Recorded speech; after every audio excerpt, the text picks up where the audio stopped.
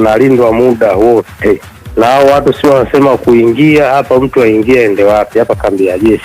Kwa hiyo makomando wa timu wabaki nyumbani. Yaani kwenye mpira hakuna cha komando wala nani. Sasa kwenye huu uwanja wetu, kwa mfano Simba ndio tu uwanja wake huo. Mechi zote anacheza hapa. Ina maana kwenye hizo mechi zote mbona hao makomando wale kwa walali?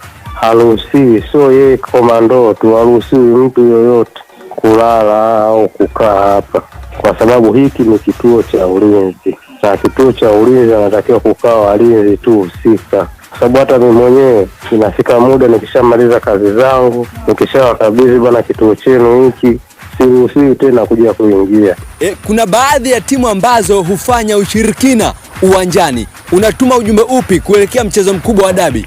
Mamlaka mpira simekataza masuala ya ushirikina, na mheshimiwa waziri umemsikia juzi tu hapa kalikemea. Kwa hiyo unamaanisha hamtakubali mambo hayo kufanyika uwanjani? Swala la usalama kama nilivyokuambia, uwanja upo kambini, kambi ya jeshi. Swala la usalama tena, japo najua mpira sio uadui, labda watu hawaje kwenye vita, hata sisi kusema kuna ushirikina, kuna sidhani kama ni sehemu yake. Na maana kila siku tunajaribu kulikemea hivyo vitu. Kesho au saizi ukipita hapo utakuta walinzi wanalinda muda wote, sio wao tu. Hata ikiwa anacheza JKT ambao uwanja wake hakuna cha komando kuja kulinda wala nani.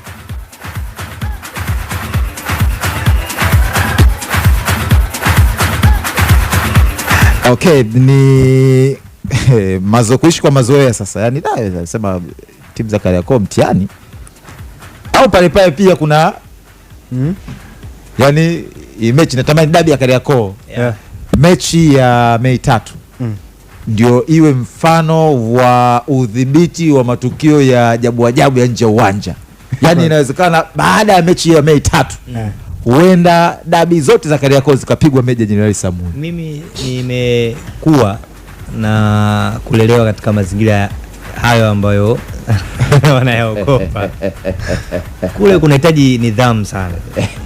Yaani watu nakwambia, nasema hivi, inawezekana tulichelewa, inawezekana baada ya Mei 3.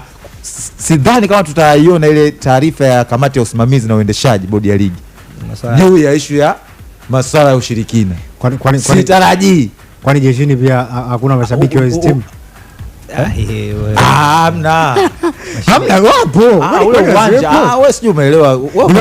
Nimekuelewa. Ule uwanja unamilikiwa na jeshi la kujenga taifa. Masuala kupitia mlango huu sio mpite kinyume sio mlango. Mimi naamini hii ndio itakuwa tunasema ni demo.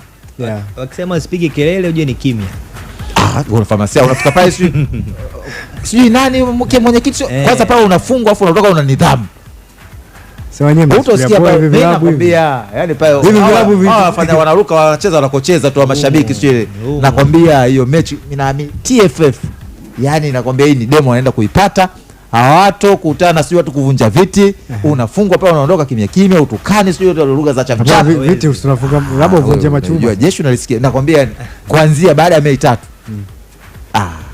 Mechi inapigwa. Sema of course itakuwa ni baa nzuri. Yaani kama watatupa hiyo baa, wanatupa hiyo standard, itakuwa ni jambo zuri. Unalisikia.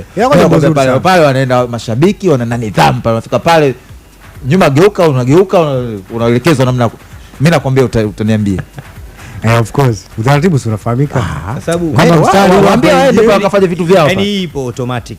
Sasa hivi Marusu anazungumza hapa kwenye Clouds FM. Yes. Akitoka hapa akienda Isamuya huwezi kuzungumza unayozungumza. Inategemeana. Kama situkani. Hapo unajua kweli tukane yani kwa sababu shida inaanzia hapo. Ukishaanza kuvunjia watu heshima. Sasa ndo nasema kama unawasilisha hoja kwa heshima, hakuna shida. Watu wa mpira sasa ambao kukutana nao kwa Mkapa ndivyo ambao utakutana nao kutoka pale Isamuya. Of course pale panakuwa na utulivu. Ndio hicho nje ya kiwanja. Ndio maana nasemaje? Na hiyo si kuingilia mlango uliopigwa marufuku. Pale utafanya hivi, utaupitia sio mlango ni ule pale utaruka sio ukuta, unaweza pale kwa Mkapa pale. Kwa Mkapa hiyo room ipo. Kampisa kwa Mkapa mechi imeisha saa 3 mpaka saa 5 watu wapiga mizengwe pale. Huku tumtaki, huko tumtaki. Kafanya Samuel. Mimi nakwambia hata Samuel kwenye Simba nyumbani wewe mechi ubaki pale watu walichelewa.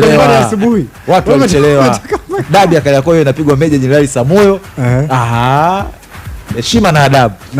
Na Simba kama timu mwenyeji yeye alikuwa anapiga story na watu ndani anasema watu ndani tu wewe vipi? Mimi si mwandishi wa habari kaka, usha sana.